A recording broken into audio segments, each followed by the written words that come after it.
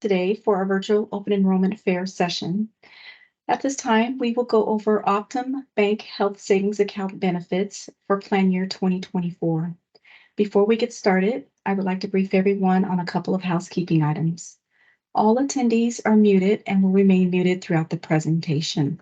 And if you have a question, please type it in the chat box located on the right-hand side of the presentation screen.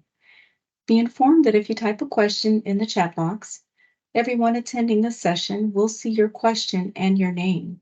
So if you have a question that is sensitive or confidential in nature, we recommend that you reach out to the County Benefits Division or to your benefits ambassador.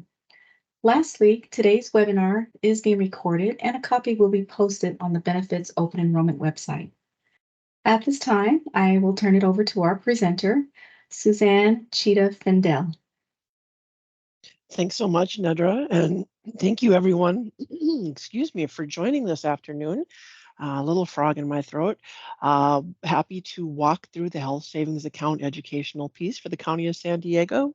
Should you have questions, as Nedra noted, please feel free to ask in the chat box with the understanding that personal questions are visible to all, so you may wish to hold a question of a personal nature for a later contact with HR. Let's review health savings accounts. High level, a health savings account is an account that allows you to use income tax-free dollars to pay for qualified dental, vision, and medical expenses. You would sign up during open enrollment. You are required to be enrolled in a high deductible health plan in order to participate in a health savings account. You contribute the funds into your account up to the IRS limits. Typically on a tax-free basis.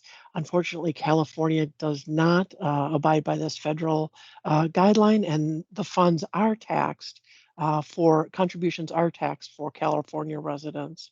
You may adjust the amount that you contribute at any point during the year. You may spend your HSA funds on items such as prescriptions, doctor visits, physical therapy, and glasses. Any interest that you earn on your balance is tax-free. You may invest your HSA funds for additional growth after you meet a minimum threshold. And the best part is that the balances carry over year. These funds are yours to keep. You may move to a new job, you may retire.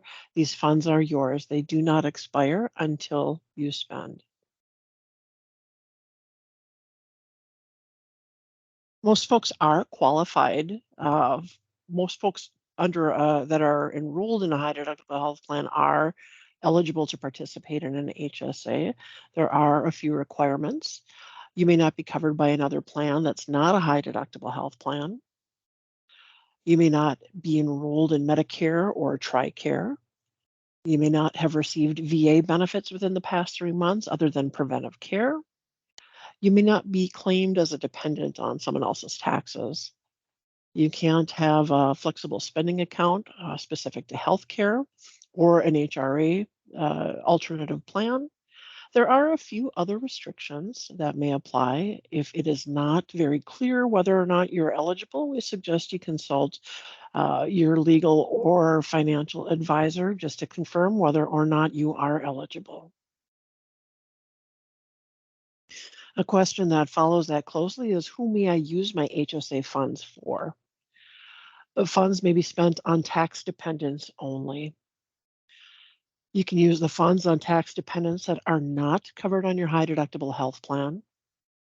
Domestic partners who are an account holder's tax dependent are eligible for HSA funds to be spent upon them.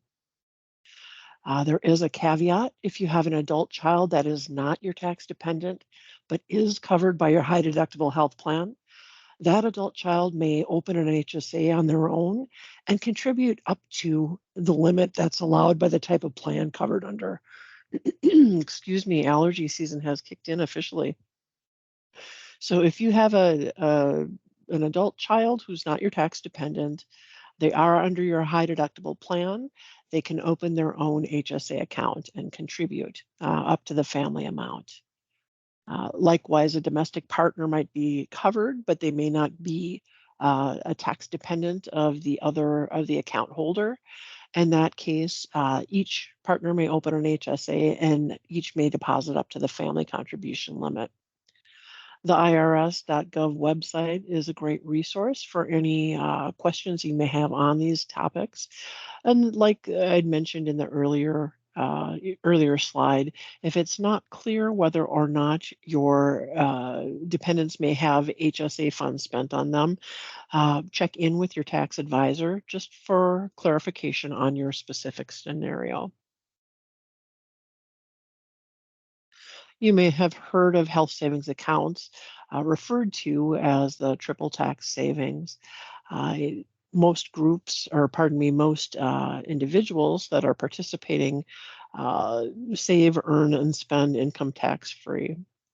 Again, the caveat that California does tax contributions made to health savings accounts. However, earnings, any interest or growth on investments is tax free, and any funds that are spent on qualified expenses are also income tax free. There are quite a few items that are covered under health savings accounts: chiropractic care, glasses, contact lenses, flu shots, orthodontia, sunscreen, mental health care, chemical dependency care, many other items as well. There is a qualified medical expense tool out on optumbank.com. A great way to check prior to spending HSA funds to consider whether or not the item, the physical item or the service you're seeking to pay for is an eligible expense. Items that are not covered under a health savings account include hair transplants and health club dues, maternity clothing, liposuction, teeth whitening, hygiene items such as toothpaste or deodorant, and typically cosmetic purposes. You may find that an item, a service, a cosmetic service that is intended to make somebody whole after an accident, a plastic procedure, or something to restore function may be considered eligible. In that event, you would be required to get a letter of medical necessity and just confirm that it is eligible. As a rule, cosmetic procedures are not eligible expenses under the HSA, but there is the exception in order to make oneself whole after an accident or illness. The IRS does determine how much can be set aside in an HSA account each year. For the plan year 2024, the limits have been increased substantially. An individual may set aside $4,150. A family can set aside $8,300. If you're age 55 or older, you can have what's called a catch-up contribution and fund an additional $1,000 each year. The idea behind this is to allow folks to plump up their HSA reserves in anticipation of retirement. In addition, if your spouse or domestic partner is also covered, they may also set aside an additional $1,000 as a catch up. They would have to open their own HSA account separate from yours and to put those funds in. As you know what the limits are, there are a few things that can help you choose the contribution amount that's appropriate for your household. We encourage folks to take a look at a variety of items. What's your health plan deductible? Many people use that as the starting point to ensure that they're able to have funds ready in the event that they have charges that need to be paid before their high deductible health plan starts paying. Are you considering adding a family member or subtracting a family member? Is someone getting braces or having a dental procedure? When do you plan on retiring? What type of prescriptions do you have that need to get filled on a regular basis? Are there any planned procedures? All these things should be taken into consideration so you can budget how much you anticipate you will need if you're looking at this as a way to set aside tax-free, to set aside funds to pay for these expenses, or when you're considering using your HSA as a long-term savings vehicle. Once you have established $2,000 in your cash balance account, you are eligible to begin investing your HSA funds. Those funds do grow on a tax-free basis, and they can be invested in one of two methods. First of which, there are mutual funds that you can choose from. Again, there are more than 30, I believe there are 33 with high ratings and low expense ratios. Another option is using what's known as betterment or digitally managed investments. With that, you're able to respond to a brief survey asking what your goals are, what your risk comfort is, when you plan to retire, etc. And based on that feedback, a suite of investments would be suggested for you. It's a great way to save for retirement in conjunction with your 401k. Many folks use this as a way to maximize the amount that you're able to set aside. When you begin to withdraw your funds from a traditional IRA or a 401k, those funds are taxed regardless of what those funds are used for. With an HSA, anything that is taken out for a qualified medical expense is tax free. It's a nice way, nice advantage over the other two more traditional investment vehicles.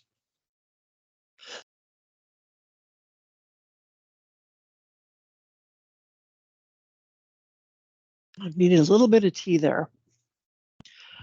There's different steps that are available to invest in your part of your HSA balance. You'd want to educate yourself, looking at your investment options between comparing Betterment and the mutual funds. You'd open the account and then select your investments. You could transfer the funds to your investments and then manage your account online. If you were to choose one or the other, you can see the example of what it would look like from the Optum Bank dashboard. You would choose your option. If you opt for the mutual funds, you'd select your funds and determine the percentages that you wish to put in each one. There is an asset allocation calculator out under investments and education and tools that can help assist you in making those selections. If you were to choose the betterment option or the robo advisor, again, they would ask a brief survey of questions. What's your background? What medical coverage do you have? Um, and get some input as to your risk comfort, etc. And then once you've made those election choices, you would need to transfer the funds from your HSA. The minimum transfer amount is $100. You can set up an auto transfer at that point. I will call out that you do need to maintain the $2,000 cash balance. One thing that folks often question, what if I have a medical expense? What if I need to get access to the funds to pay a bill, to take care of an account? It takes roughly 2 business days to move the funds from the cash side to the investment side, and likewise from the investment side back to the cash side. Typically, people will know of an expense that has come up, and that 2 business day time frame is not of concern. Back to the investments. The fourth and final step would be managing your account online. The Optum Bank dashboard has an investments portion. You can monitor your funds, your growth, determine if you need to change your strategy, etc. Speaking of managing your account, there are several different ways. First, we'll look at the mobile app. You can pay bills, track payments, reimburse yourself, check for those qualified medical expenses, deposit funds, update your beneficiary. Essentially, everything that you can do on the mobile app is everything you can do on the online portal. Again, you can manage your investment activity, pay bills, reimburse yourself, or make a deposit. The most common way folks do access their HSA account is via the payment card. Very straightforward way to pay at a doc's office or a pharmacy. Pay for your expenses online if you receive an invoice. You may actually order additional cards for family members that are covered under your plan. We do encourage folks to consider this account as they would any other bank account. This is a bank account. You would not neglect your savings or checking and not know what you have in there, where your bills are being paid, where the funds are going. We encourage folks to be very familiar with their HSA dashboard, so you can see your balances, track your bills, track your payments, etc. Another option that's very nice accessing via the portal is you can connect with customer service via phone, via chat, via email. There are a great number of educational resources as well. There's different forms and investment tools. If you wish to reimburse yourself, for example, you may have paid a bill using your personal card. You would go on to the either the mobile app or the portal, select payments, reimburse myself, and then the amount that you wish to reimburse. If you connect a personal bank account to your HSA account, you can have those funds electronically transferred, pretty quick process. Otherwise, you can issue a paper check yourself if you choose. If you wish to pay a provider from your HSA, you'd again go under payments in the portal, pay an expense, determine who the provider is, and send funds to that provider. There is a huge library of providers in the Optum Bank portal. You can also set up a library of your own frequent payers. For instance, an orthodontist or a CPAP provider for equipment, that type of thing. There are several tools as well that are very helpful. We encourage folks to save their receipts under payments. You can upload your receipts either at optumbank.com or via the mobile app. As you know, with a health savings account, Optum does not request receipts or validate that the charges were or the funds were spent on a medically appropriate charge. However, the IRS may audit. And in the event they do, it's great to have copies of those receipts saying that you spent, $250 at the pharmacy, or save a copy of an explanation of benefits. So taking a look at HSAs and retirement, many folks, as I mentioned earlier, use the HSA in conjunction with their traditional retirement vehicles. You can take a look at the center stripe, the Roth IRA. There are not tax advantages for the contributions, although the growth is tax-free and the distributions are tax-free. 401k does have pre-tax contributions, and the growth is tax-free. However, on the back end, those funds do come out taxed. With a health savings account, aside from California, typically the contributions are pre-tax. Any growth on income, either through investments or interest earned, is tax-free. And distributions, provided they're used for qualified medical expenses, are also tax-free. So that really makes it a strong tool as you're contemplating setting aside funds for use after retirement or at a later part. So, question that we field very frequently, specific to health savings accounts and Medicare, is when to cease contributions. So, once you are enrolled in Medicare, you may no longer contribute to your health savings account. Your Medicare effective date is typically the first day of the month of your 65th birthday. So, if you choose to pass on enrolling in Medicare until a later point, the effective date will backdate to the first of the month 6 months prior, unless your 65th birthday is more recent. So, using an example, if my birthday is in October and I'm turning 66, and I didn't apply for Medicare last year, but now I've decided it's time. Medicare is going to automatically backdate my enrollment 6 months. So I would only be able to contribute from January through March of each year. I do have a flyer specific to, excuse me, Medicare and HSA eligibility, as well as contribution timelines that I will provide to the HR team that is most helpful. Again, in this instance, if it's not clear cut, you may wish to check with your tax advisor for information specific to your scenario.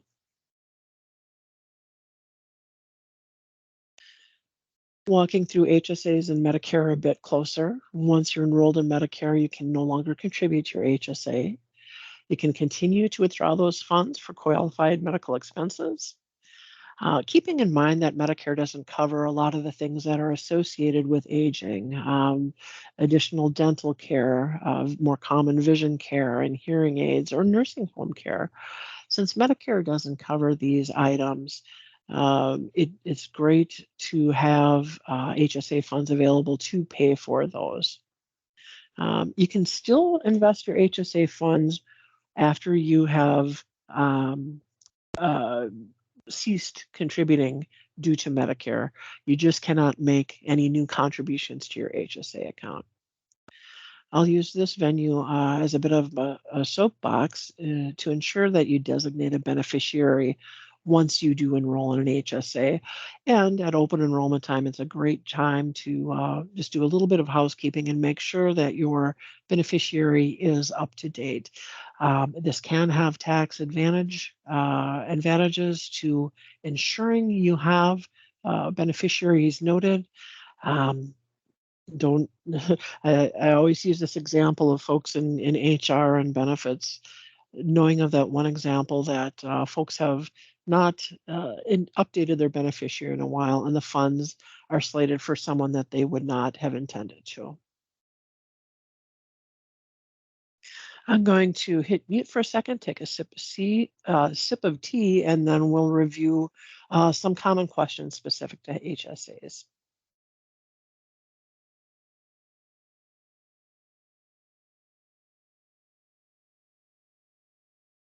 Thank you for waiting. Very common question is who owns my HSA? The answer to that is you. You are the HSA owner. This is an individually owned account. The funds within your HSA are yours to manage, yours to spend, yours to grow. If you would leave employment with the County of San Diego, these funds would travel with you. You could either spend them down or you could roll them into a new health savings account with a new employer. A second question that we did address earlier is, do I need to keep my receipts? Clarifying that Optum Bank does not require you provide health savings account receipts in order to use those funds. However, the IRS may question whether or not you have used your HSA funds on medically appropriate items. In that case, you would want to have explanation of benefits and receipts saved. There is a great receipt storage file on the Optum Bank portal and also via the mobile app. It's just a great habit to save those explanation of benefits in the unlikely event that you are audited. And it's great to have those handy, and you wouldn't have to scramble to access those. Another common question we hear is, I already have an HSA. Can I open another one? You certainly may. However, there are a few more reasons you may not wish to do so. Um, we encourage folks to combine their health savings account from a prior employer with the County of San Diego one. The benefits to this are ease of management. If you are no longer employed with the other company, you may be paying fees unnecessarily to keep that account open. And a third point is that as you combine the funds from your historical HSA with your County of San Diego HSA, you'll be able to reach your investment threshold much quicker and be able to put those funds to work for you, combining them in one place. And that wraps up the presentation. Have we received any questions? Hi, Suzanne. Yes, we did receive a question. For the upcoming year, being the individual limit is 4,150. If we want to max it out, do we manually set up the max per paycheck or do we contact someone to do it for us? Well, I think I'm going to defer this one to you, Nedra, and the HR team. Typically, what we see is folks will elect the amount, the full amount that they want to contribute for the year. So if you want to contribute 4,150, you would note that as your total contribution amount, and then it would be broken down per payroll to withhold those funds. Correct. And to add to that, answering additionally, yes, you would reach out directly to the Employee Benefits Division, and we'd be happy to coordinate those deductions on your behalf. You can email the division directly at dhrbenefits.fgg@sdcounty.ca.gov, and I will place that email address in the chat as well, so you'll have it handy going forward. And let's see, Suzanne, another question. If I am currently enrolled in Kaiser High Deductible Health Plan and HSA Optum Bank, how hard would it be to switch to the United Healthcare High Deductible Health Plan? Um, and a subsequent question on top of that, which we'll be happy to answer. Will I be required to close my current HSA Optum Bank associated with Kaiser and open a new one with a new high deductible health plan? So Susanna, looks like it's twofold here. Right, right. So my understanding is that these are one and the same. The association is with the HSA is with Optum Bank, and so the health plan that you're in should not matter. So you would not need to close your existing HSA and switch it to a different one. So you would need to merely um, enroll in the benefit plan that you choose to enroll in for 2024, and then those HSA contributions will just flow into your existing HSA account. That is correct. Another question. Could you please explain the difference between an FSA and an HSA? I would be happy to. So a flexible spending account uh, is quite a bit different than a health savings account. A flexible spending account is a use it or lose it. I'm having a brain blip here because I'm focusing on health savings accounts as to what the maximum allowable is for an FSA at this time. Essentially, the FSA, the funds are available to you the first day of the plan year. So you could, you know, enroll 1/1/2024. Let's just say for interest of a clean number, you elected $2,500 for medical flexible spending. Those funds would be available the very first day. So on January 2nd, you could go get LASIK and have $2,500 to pay that off. On the downside, with a flexible spending plan, uh, if you do not spend the funds that you have set aside, you typically are unable to um, spend them after the end of the plan year. It's a use it or lose it. If you don't spend, if you miscalculate the needs that you have financially, you would lose those funds. So, a health savings account is typically very different in that those funds are yours to keep, whether you spend them this year, whether you spend them 5 years from now. Anything you contribute in 2023 or 2024 is going to be available to you until you spend it. Does that help? We will find out. If you have additional questions on that, please feel free to type it in the chat. Another great question that's come through, Suzanne, is could you please explain more on investments on HSA accounts, such as mutual funds, etc.? Okay. What are you looking for more information on, the cost or the options or See. Let's see the the options? options. Okay. I can certainly get, I should have included it in this presentation.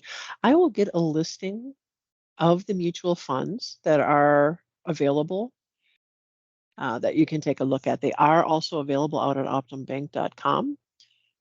You can see the full lineup there electronically. Great, thank you, Suzanne. Mhm. Do some digging for that too, momentarily.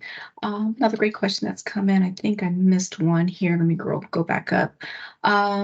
If we currently have an HSA account, but plan not to enroll in a high deductible health plan next year, but rather an HMO, what happens to the HSA account? Can we still use our HSA account for medical expenses? You certainly can. Those funds that are in your health savings account are used to spend on any medically eligible expenses that you may have. So if you do decide to move to the HMO and you have a copay, you can use the HSA funds on that HMO copay. The only difference is you may not make any more contributions if you're not enrolled in the high deductible health plan. Excellent, thank you. Mhm. Another great question, it sounds like, regarding selecting funds. When it comes to being able to start selecting funds, I would first need to have $2,000 in the account. Is there any way to fast track it and put 2,000 in right away, or do I have to trickle it in for half of the year? Oh, that's a good question. Um, Suzanne, this is Sarah from County Benefits. I'll go ahead and mhm, step in for this one. thank you. Yeah, so to clarify, when you are enrolling in the HSA during open enrollment, you would put in the amount that you want for the year, and our system calculates it automatically on a per pay period basis. So it will divide it amongst the 24 benefit deductions that we have throughout the year. So there's no way to front load it.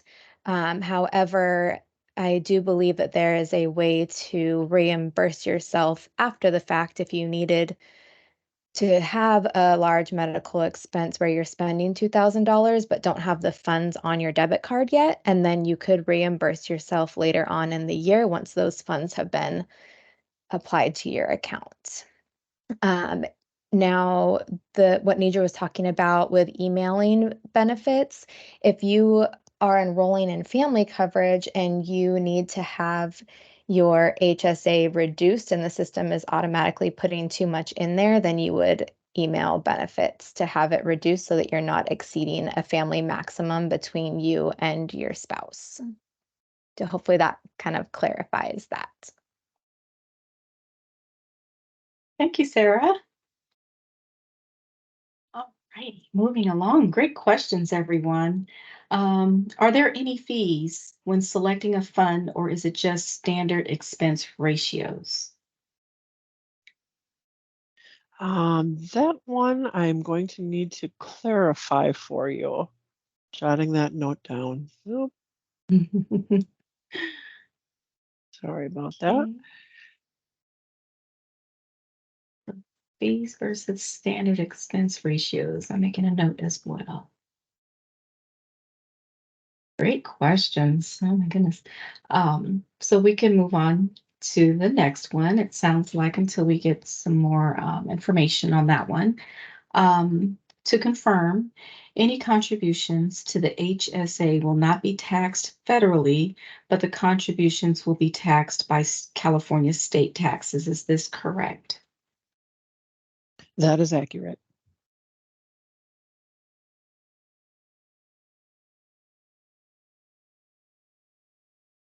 A lot of great information, Suzanne.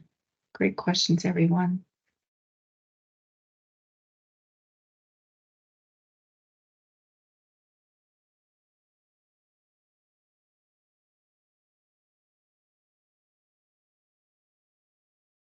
Another question, Suzanne, just came through. If you've never had a health savings account and plan to sign up for an HMO, is an HSA still feasible? Yeah, unfortunately, no. You must be enrolled in the high deductible health plan in order to be eligible to participate in the HSA. So a couple of things you may want to consider is comparing the overall cost. So take a look at the premiums for the HMO compared to the health saving or the high deductible health plan. Typically, the high deductible health plan is a lesser premium than the HMO, usually substantially. And you have to consider what you're paying for and what your health situation is. So I like to encourage folks to do a plus and minus list. So while the high deductible plan may have a lower premium, the first, call it $3,000 or $3,500 is going to be out of your pocket other than routine care. So if you are at that point in your life where where you typically only need routine care, you have to do a cost benefit analysis. On the other hand, the HMO is going to pay a higher dollar amount, but if you're not ill and you don't need the services, why not take the difference between the premiums and set that difference into your health savings account? And then in the event you do have an illness or injury, you have those funds to use.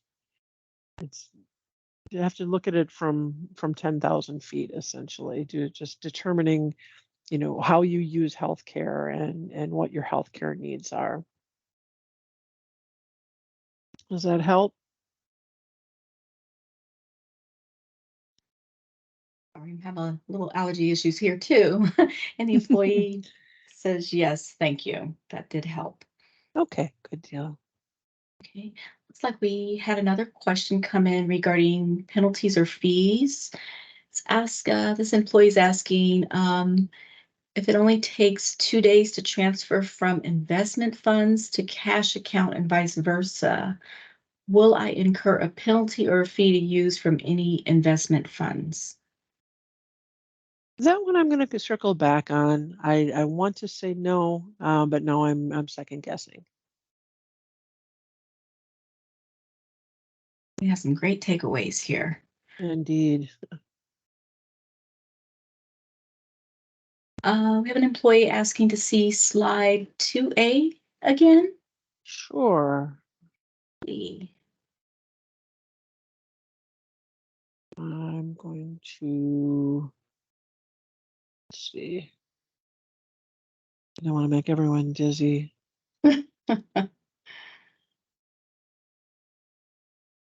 Uh, can you clarify the topic? Is this the one? the employee replies. I just see 2A. Yeah. Or 2. No, two is this one. Yeah.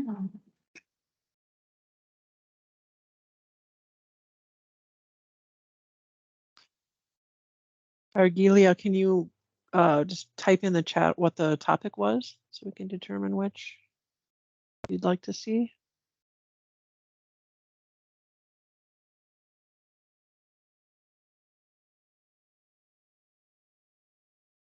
Hmm. More to come on that. Okay. If you're able to let us know, that would be awesome. Choose the investment options. Okay, good deal.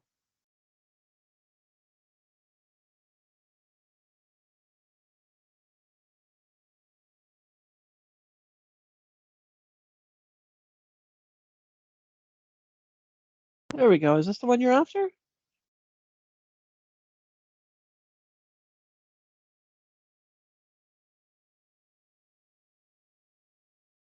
All righty. What can we help you with here? You just wanted to see it in all its glory?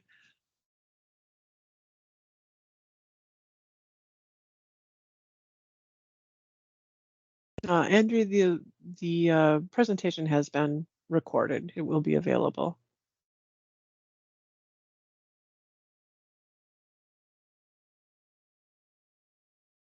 Oh, okay. The employee's keeping notes. And Good what's deal. this one? Okay. Well, we're happy to answer any questions you have in addition to your notes to include with your notes. Great content here, a lot of great information too.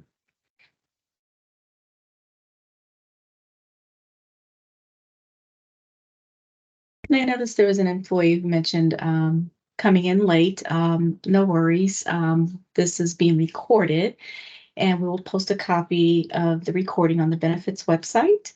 And Suzanne, I am so sorry. I know we're both having these allergy issues, but we like to do a repeat of the presentation from the top, the very first slide as well, because of those who weren't able to join in right at 1 o'clock. So we want to make sure we cover everything with everyone and get all your questions answered as you're making your Absolutely. decisions for enrollments in the plans.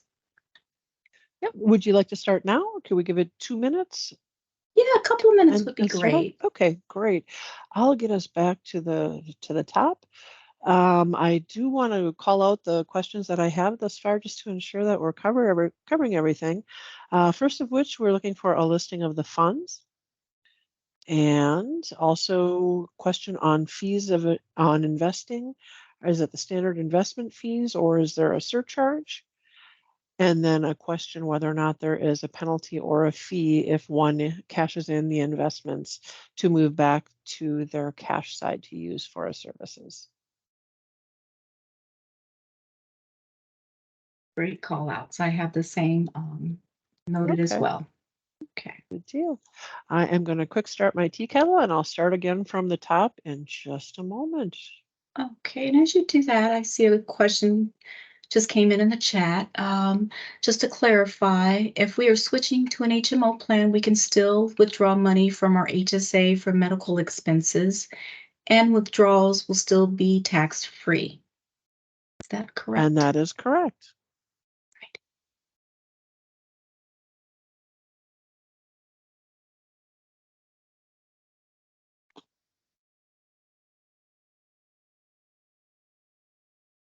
All right, Suzanne, it's all yours. Okay, great. We'll go ahead and start again from the top. Thanks everyone for joining. Please feel free to pop any questions into the chat, and we will address these at the end of the session. You may wish to make a note of the slide that we were reviewing when you had the question. And we're going to take a look at health savings accounts for the County of San Diego plan year 2024. High level, an HSA is a health savings account. This is an account that allows you to set aside funds and use tax-free dollars to pay for qualified vision, dental, and medical expenses. Sign up is during open enrollment, and you must participate or enroll in a high deductible health plan in order to be eligible to contribute to a health savings account. Funds go in on a tax-free basis up to the IRS limits, and you can adjust this amount at any time during the year.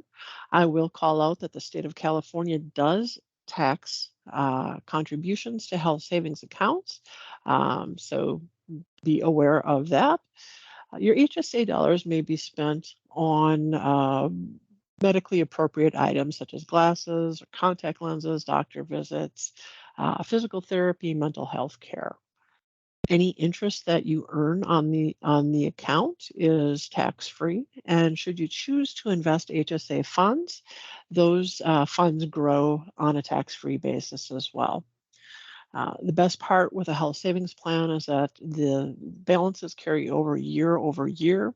Should you leave your job or retire, those funds are yours to take with you and use on medically appropriate items. HSAs are set up so that they help you save for money for use on medical care today or later. Most folks who enroll in a high deductible health plan are eligible, but there are a few caveats. You may not be covered under another health care plan that's not a high deductible health plan. You may not be enrolled in TRICARE or Medicare. You may not have received VA benefits within the past 3 months other than preventive care. Of course, if you have a disability rating, that does not apply. You may not be claimed as a dependent on someone else's tax return. You may not have a healthcare FSA or an HRA alternative plan. And there are a few other restrictions that do apply. If it's not straightforward whether or not you're eligible, we suggest that you speak with your tax or financial advisor just to ensure that your particular scenario is addressed properly. Along with that first question, second one that we hear very commonly is, who may I use my HSA funds for? Funds may be spent on tax dependents only. So if you have a tax dependent that is not covered under your high deductible health plan, you may use your HSA funds for their expenses. Any domestic partner that is an account holder's tax dependent is eligible for use of HSA funds. A few sidebars here as well. Adult kids that are not your tax dependents but are covered by your high deductible health plan can open an HSA. They may contribute up to the limit allowed by the type of health plan they're covered under, so up to the family limit. A domestic partner might be covered under a family plan but is not a tax dependent of the other. In that case, each domestic partner may open an HSA and they may contribute up to the family contribution limit. With the caveat we gave on the last slide, if it's not clear whether or not funds may be used on someone in your household, we suggest you double check the irs.gov website or treasury.gov. Your tax or financial advisor is typically good guidance on this as well, just to ensure that you're covering all your bases. We typically refer to health savings account as having the triple tax advantage. Save, earn, and spend money tax-free. Money going in goes in on a pre-tax basis. However, California does tax the funds going into an HSA. Earnings and investments do grow on a tax-free basis, and funds spent on qualified medical expenses do come out on a tax-free basis. Items that are covered under a health savings account are noted here as well. So prescription drugs and refills, flu shots, orthodontia, acupuncture, sunscreen, crutches, walkers, wheelchairs. These are items that are covered under a health savings account. The qualified medical expense tool out at optumbank.com is a great resource as well. If you have a service or a product that you're contemplating getting, it's a great practice to be familiar with this qualified medical expense tool, so you can check it out and see whether or not they are eligible for HSA reimbursement. Items that are not covered under an HSA are a little bit more straightforward. So hair transplants and cosmetic procedures, maternity clothing, health clubs, vitamins or nutritional supplements that are part of just routine daily life, toothpaste and deodorant or teeth whitening are not covered under a health savings account. I will add the caveat that cosmetic procedures may be covered in the event that they are used to restore someone to what's termed wholeness after an illness or an injury. A letter of medical necessity would need to be produced in that case. That's something you'd want to double check with your insurance company whether or not it's going to be covered from an insurance perspective, and then that letter of medical necessity would be enough to justify use of HSA funds to cover any copays. When folks are contemplating enrolling in an HSA, questions, how much should I contribute and how much can I contribute? The IRS does determine each year how much can be set aside, and for 2024, individuals can set aside $4,150. Those with family coverage can set aside $8,300. And those that are age 55 and older, not enrolled in Medicare, can add an additional $1,000 each year. It's called a catch-up contribution, and it's a great way to sock away funds in anticipation of retirement upcoming for those folks over age 55. Calling out as well, if you have a spouse that is also age 55 or older, they too are able to contribute an additional $1,000 a year. They would need to open their own standalone individual HSA in order to put those funds in, but it's a great way to work together to get those funds in place during retirement. So now that we know what the limits are for the IRS, what the maximums are, there's a few things that you should take into consideration when you're looking at your household and trying to determine how much to set aside. Most folks start out with looking at their health plan deductible and determining how much out of pocket they would need to have prior to their high deductible health plan kicking in and starting to pay a percentage. That usually is the starting point for people. But then as you look at other items as well, are you considering adding a family member or subtracting a family member? Are there any prescriptions that get filled on the regular? Does anyone need glasses or dental work in the upcoming year? Or is there a planned procedure or surgery coming up? And when do you anticipate retiring? So, all these things should really be taken into consideration as you approach open enrollment with a health savings account to determine how much you wish to set aside each year. Investment was mentioned earlier, and there is a minimum cash account balance that you need to have before you begin investing, and that is $2,000. Once you do have $2,000 in your HSA cash balance, anything in $100 increments above that can be transferred into investments. There are two different ways to invest. First of which is mutual funds. We offer more than 30 funds with high Morningstar ratings. This is for folks who perhaps have a theme or a strategy already to choose the funds that they wish. For folks who may be short on time or may be new to investing, there is what's called the robo-advisor or Betterment, a digitally managed investment. And this is a slightly different approach in that you take a brief survey of the types of goals you have financially, what your comfort is with risk, when you plan to retire, and based on that, funds are suggested for you. It's really a nice way to plump up your retirement savings because with an HSA, any withdrawals for medical expenses are tax-free. Whereas with your 401k or traditional IRA, withdrawing funds in retirement, you're going to be paying income tax on that money, regardless how the funds are used.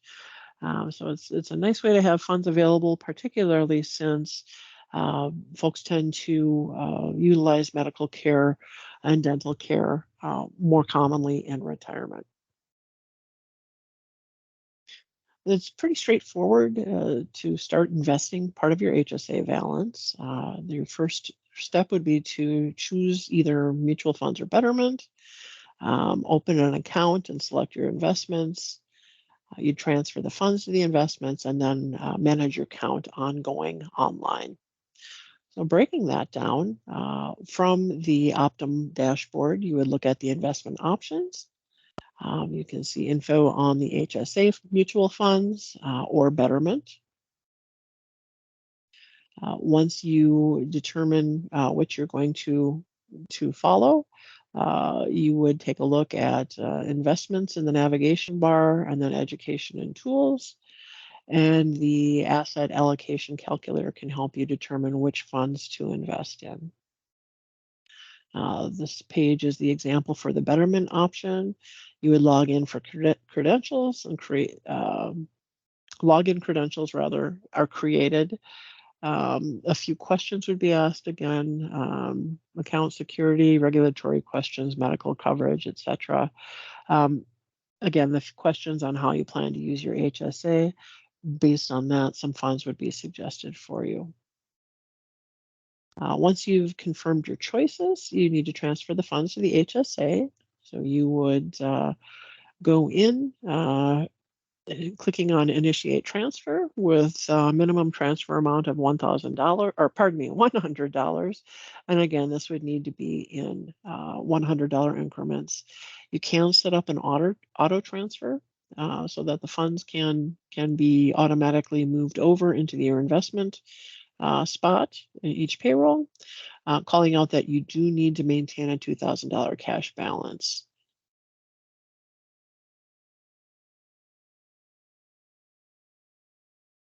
Again, we encourage folks to be managing their HSA account just as you would a typical checking or savings account. You wouldn't ignore those accounts and not know where your funds are and who's being paid, etc. You would log on under investments, help and tools, and you can see all the transactions and transfer funds and look at additional education and tools to help determine whether or not your strategy, you're following your strategy and making decisions based on your activity. So accessing your HSA account can be done in 3 different ways. The most common way for folks to access their HSA is via the payment card. Folks will swipe their card at the doc's office or pharmacy, pay at the point of service. You can log on, pay for those medical expenses online, and you are able to order additional cards for family members. Those cards will come in that family member's name, and I know that was part of the process to getting my child off to college, and getting all those things in order, and providing an HSA card so they could take care of their medical expenses independently. Another option for accessing your HSA account is at optumbank.com. You can make deposits or pay bills, manage your investments, and reimburse yourself. Anything that you can do on the online portal, you can accomplish on the mobile app. Again, paying bills, tracking payments. You can search for qualified medical expenses, submit receipts, deposit funds, and update your beneficiary. So we encourage you to actively manage your health savings account. And again, I'll call out, I always do at this point, updating your beneficiary with open enrollment season. We want to ensure that your proceeds are protected from a tax perspective, and to ensure that those funds go to the individual or individuals that you intend to have access to them. Taking a quick look at the HSA dashboard and how you can manage your account. You can see all your balances at once. You can reimburse yourself. You can view any transactions you've made, pay bills, track bills. The expense journal is a great place to save your receipts. We suggest folks save their explanation of benefits or pharmacy receipts, for example, in the event that they are audited. Great place to keep track of your contributions, ensure you're not going over the IRS allowable. And it's a great place to get some FAQs answered or reach out, to the customer support team and get any questions answered in a pretty quick form. You can also find investment tools and forms if you wish to use some paper forms. This is a high-level overview of how to reimburse yourself, and you may be questioning, why would I want to reimburse myself? The example that I frequently use is when my kids both had braces. Some month we'd go make that monthly jaunt to the orthodontist. Sometimes I would pay with my HSA card, and sometimes I would pay with my personal debit card. At a later point, I could reimburse myself. So I would go to this point. Under payment, select reimburse myself. Mention you would follow the red arrows. Note the expense type just for your own personal notes, which account you wanted to come from, and then reimburse yourself. You can set up connectivity with your personal bank account so that these funds are transferred electronically. If you prefer, you can have a check issued to you. We'll call out, fun fact, that you can reimburse yourself at any time as long as your HSA was opened at the time the expense was incurred. So, for instance, I wear hearing aids and I had some service work done on mine. And after I opened my HSA, many years ago, I realized I had a receipt showing that I had paid, $150 uh, to the provider, and those expenses were eligible to be reimbursed from the HSA. I transferred that 150 from my HSA to my personal checking account. If you wish to pay a provider from your HSA, you go into the same spot under payments, pay an expense. You could pay an existing provider from your profile, from your payees on file, or you could search from an existing library of providers. It's kind of neat because as you make a recurrent payment, perhaps if you have a CPAP supply provider, you have them in there, you have them established, and you'll just have to click and then send the funds to them. It's very straightforward. I'd mentioned the receipt vault or the receipt folder. This is located under the payments tab down at the bottom, and it's labeled receipts. We suggest you keep a paper trail of your qualified expenses by capturing and uploading those receipt images. You can also save your explanation of benefits there. With health savings accounts, Optum does not confirm that the items that you're spending your HSA funds on are medically necessary or appropriate. That's between the onus is on you. The IRS can audit up to 7 years later, and in the event that you are audited, you would need to show some proof that you had spent, $1,200 of your HSA funds. And so if you have these receipts handy, it's a very straightforward process just to say, oh, here's the explanation of benefits. This is, Bobby's tonsillectomy copay, and here's Susie's glasses receipt, and take care of it in that fashion. So, great habit to get into to upload those receipts, either with a mobile app or uploading a photo. Taking a look at health savings accounts and retirements, many folks do use the HSA as part of their retirement strategy. Comparing the common types of accounts, we'll start at the bottom actually. So 401k plans, the funds do go in on a tax-free basis and they do grow on a tax-free basis, but any distributions are taxed. Likewise with the Roth IRA, the funds um, there is no tax advantage on the front end, although the growth is tax-free and the distribution is tax-free. With health savings accounts, contributions, growth, and distributions, as long as they're on qualified medical expenses, are all tax advantage, all done on a pre-tax basis. Calling out, however, that California does not, they do tax contributions. But it's a great way to work in conjunction with your traditional retirement vehicles to ensure that you have funds set aside for the retirement days. We also field very common questions about HSAs and Medicare and when to cease contributions. Medicare is effective the first of the month of your 65th birthday. So my birthday is November, so November 1st, and in some future year, I will be Medicare enrolled.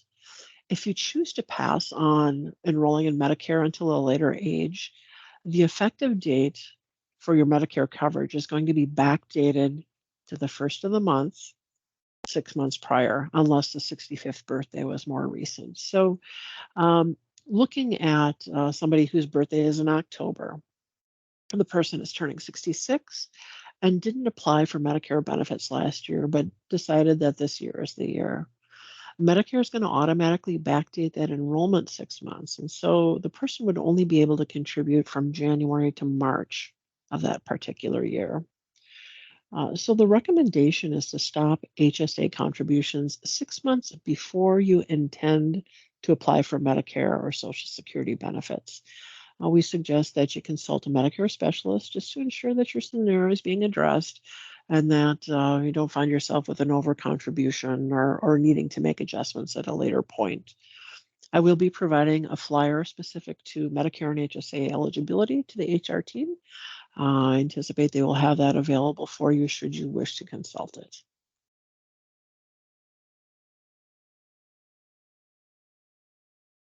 From an overall look with HSAs and Medicare, once you're enrolled in Medicare, either Plan A or Plan B, you may no longer contribute to your health savings account. You can still use any funds that you have to pay for qualified medical expenses. Remember, the HSA funds move with you and they're yours to spend. Need to keep in mind that Medicare doesn't cover many of those things that are associated with aging and retirement. Hearing aids, vision care, dental care, and nursing home care is not covered under Medicare. And as we know, those things can be quite spendy. Should you have funds available already in a health savings account, having been set aside over the years while you were working, great way to address those expenses. Possibly the nicest thing about HSAs and Medicare, you can still invest your HSA funds. You just cannot, once you're in Medicare, you just can't make any new contributions to the HSA account. And I did include my soapbox moment of encouraging folks to check out their beneficiary and do a little housekeeping and make sure that the correct person or persons are noted. So very common questions that we get, who owns my HSA? The answer to that is you. HSA accounts are individually owned accounts. They're yours to keep. They're yours to manage and maintain. Should you leave employment with County of San Diego, that HSA moves with you. Those funds are yours until you spend them. The second common question is, do I need to keep my receipts? We strongly suggest you do. Optum Financial is not going to validate that your charges, any payments that you made were for medical expenses, but the IRS may at some point. Therefore, we suggest that you keep your explanation of benefits or receipts. Again, the receipt vault on the Optum portal or via the Optum mobile app. Great way to save those things in one consolidated place. Great to have access to them in the event that you should need to. And another question is, I already have an HSA. May I open another one? The answer to that is yes. However, a couple things we suggest you consider. The HSA that you had with a previous employer, you may be paying a monthly maintenance fee on that. So for ease of administration, having them all combined together is a great way to be able to keep track of all your funds and knowing what you have available to spend. In addition, combining those historical HSA funds with the County of San Diego HSA will allow you to get to your $2,000 investment threshold quicker. So you can put those funds to work for you. Just a couple things to consider with that. Those are the items I had to cover today. How are we looking for questions, Nidra? Not too bad on questions. Nothing new has come into the chat, but I want to address a question that came in earlier in case there are individuals who've actually called in and don't have access to the chat box or to visibly see the slide deck. But one of the questions, can excess unused flex credits from the county be used towards an HSA contribution? And if yes, is the contribution considered taxable income for California state tax purposes? And the answer to that is yes, excess flex credits can fund an HSA. Although we're not tax professionals in the benefits division, we do believe that both the employee and employer HSA contributions are standard taxable compensation for California state income tax purposes. We do recommend that you speak to a tax professional for additional tax questions. And Nedra, I'll take the advantage or the opportunity to clarify also that those flex credits do count towards your the maximum IRS allowable contribution for the year. great, thank you for that add-on. That's very helpful information. Okay. I'd like to remind everyone that the virtual open enrollment fair sessions are being recorded and will be placed on the open enrollment website. I did paste a link in the chat for access to the previous recordings from last week. So do feel free to grab that link and take a look at the previous recordings. This session that we're on right now will be available by the end of the week.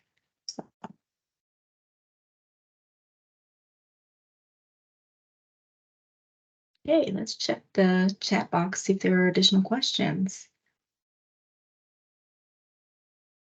Looks like we're good for now, Suzanne. Give it a few more minutes here.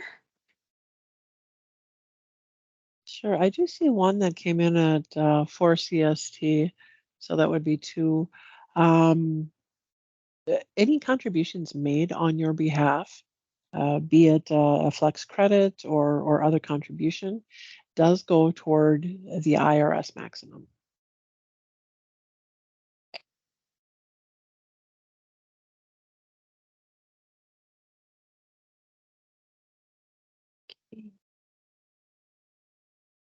And on a side note, speaking of open enrollment, I'd like to share with everyone that the open enrollment information will be sent out via email early next week. And upon receipt of those emails, you'll have access to all the rates, additional information regarding the HSA plans, as well as the other plans that the county offers. So please do be on the lookout for those emails. And for in-depth questions, you're more than welcome to reach out to the Employee Benefits Division. And throughout the county, every department has a distinguished benefits ambassador. They're also equipped and prepared to answer questions for you as well.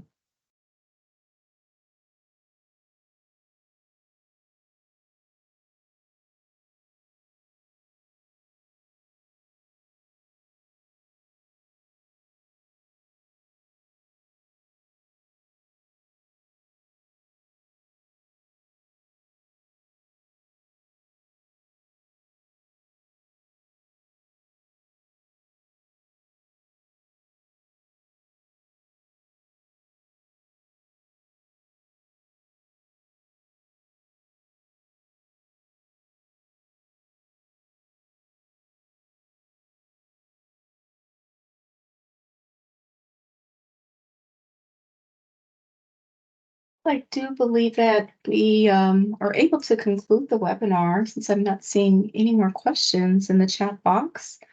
Before we conclude, I'd like to thank Suzanne for making the time preparing this detailed information. It's very informative and helpful for all of our employees. And I would like to thank all the attendees as well for making time in your busy days to attend as well. Suzanne, any closing remarks from you? Take well advantage of your health savings account. It's a great way to set aside funds for use now and later in retirement. Any questions at all, please filter them through to us. Thanks again, everyone, for joining us, and have a great day. Thanks all. Take care.